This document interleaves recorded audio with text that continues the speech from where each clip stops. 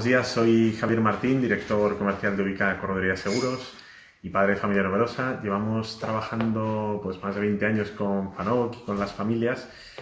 Nuestra labor fundamental es negociar y diseñar productos a medidas para las familias con distintas compañías de seguros.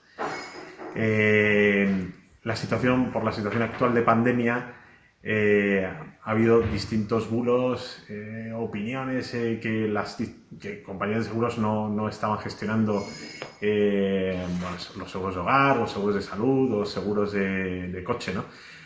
La realidad que nos estamos encontrando es distinta, ¿no? Todas las compañías están dando servicio, lógicamente, adaptándose a la situación actual. Os pongo algunos ejemplos. Por ejemplo, Sanitas ha instalado todas sus videoconsultas en todos los productos y en las distintas empresas que han tenido un ERTE están negociando con ellas, lógicamente, aplazamientos o descuentos.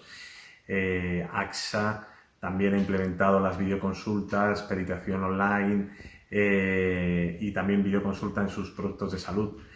Mapfre también está aplicando en distintos productos descuentos y videoconsultas. La inmensa mayoría de las compañías están intentando primero dar servicio y atender a sus asegurados en la medida de lo posible y ayudar en situaciones especiales. En cualquier caso, nosotros siempre aconsejamos, y siempre lo hemos hablado así con FANOC, a todos los asegurados, en este caso las familias, que se pongan en manos de profesionales y expertos que les asesoren cuando hay algún problema, que es donde verdaderamente las compañías se tienen que hacer cargo.